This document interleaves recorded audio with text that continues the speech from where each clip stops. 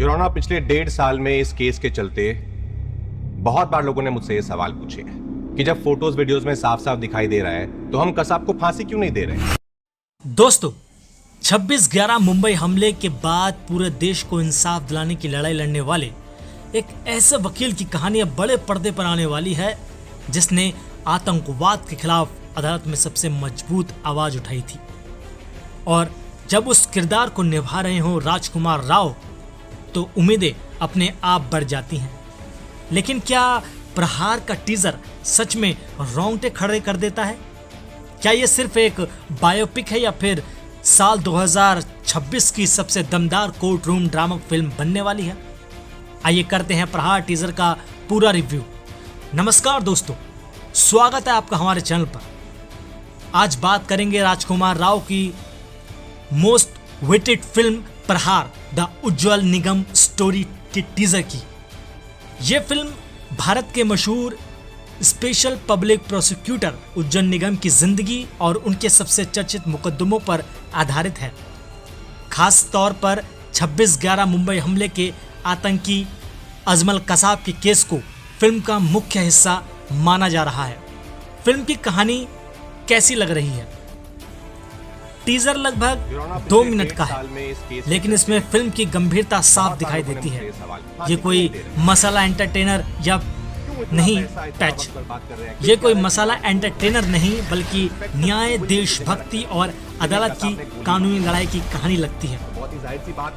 Teaser से संकेत मिलता है कि फिल्म में दिखाया जाएगा कि कैसे उज्ज्वल निगम ने देश के सबसे संवेदनशील मामलों में अदालत के अंदरूनी अपनी दलीलों से अपराधियों को सजा दिलाई। खासकर 26/11 हमले के बाद चले केस पर फिल्म का बड़ा फोकस दिखाई देता है। सबसे अच्छी बात यह है कि कहानी सिर्फ कोर्ट रूम तक सीमित नहीं लगती, बल्कि इसके पीछे का भावनात्मक और सामाजिक दबाव भी दिखाने की कोशिश की गई है। राजकुमार राव की एक्टिंग, अगर टीजर की सबसे बड़ी ताकत की बात करें तो वो है राजकुमार राव।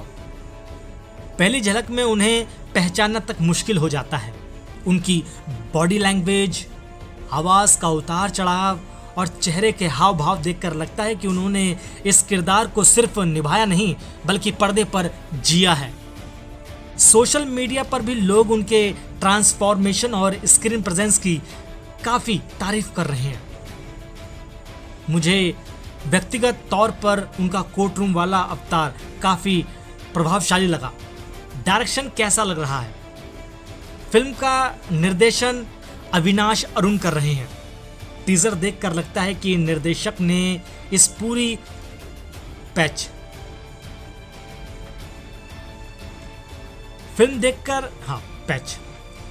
टीजर देखकर लगता है कि निर्देशक ने इसे पूरी तरह रियलिस्टिक टोन में बनाया है। कोर्ट रूम का माहौल, बैकग्राउंड स्कोर और कैमरा एंगल एक गंभीर और तनावपूर्ण माहौल को तैयार करते हैं। कोई अनावश्यक ड्रामा नहीं दिखता, सब कुछ काफी नियंत्रण और प्रभावशाली लगता है। ये चीज इस टीजर को काफी बायोपिक फिल्मों से अलग बनाती है। बैकग्राउंड म्यूजिक और सिनेमाटोग्राफी, टीजर में बैकग्राउंड म्यूजिक बहुत जोरदार नहीं है, लेकिन कहानी के मूड को मजबूत बनाती है। जहां जरूरत है वहां सन्नाटा रखा गया है और जहां भावनाएं उभरती हैं वहां संगीत असर छोड़ता है। सिनेमाटोग्राफी भी शानदार लग रही है। डार्क टोन, कोर्टरूम की गंभीरता और 26/11 केस से जुड़े विजुअल टीजर को और भी प्रभावशाली बनाते हैं। कौन है उज्ज्वल निगम? जो लोग नहीं जानते उनके लिए बता दूं कि उज्ज्वल निगम भारत के सबसे चर्चित स्पेशल पब्लिक प्रोसिक्यूटर में से एक हैं। उन्होंने कई हाई प्रोफाइल मामलों में सरकार की तरफ से पैरवी की है। 26/11 मुंबई हमले के केस में भी उनकी भूमिका बेहद महत्वपूर्ण थी। उनकी पहचान एक ऐसे व्यक्ति के रूप में है जो कठिन मामलों में मजबूती से खड़े रहते हैं और इसी वजह से उनकी कहानी को बड़े पर्दे पर देखना काफी दिलचस्प होगा।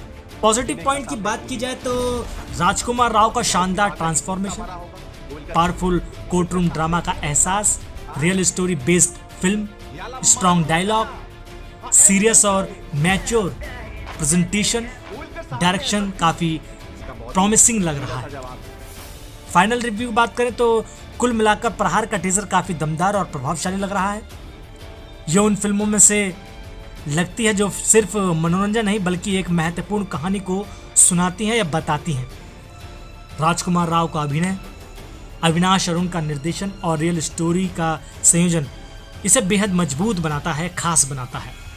मेरी तरफ से प्रहार टीजर को 5 में से 4.5 स्टार मिलते हैं। आपको प्रहार का टीजर कैसा लगा? क्या राजकुमार राव एक बार फिर नेशनल अवार्ड लेवल की फिल्म परफॉर्मेंस करने वाले हैं? और क्या ये फिल्म साल 2026 की सबसे बेहतरीन कोर्ट रूम ड्रामा साबित होगी? अपनी राय कमेंट में ज़रूर बताएं।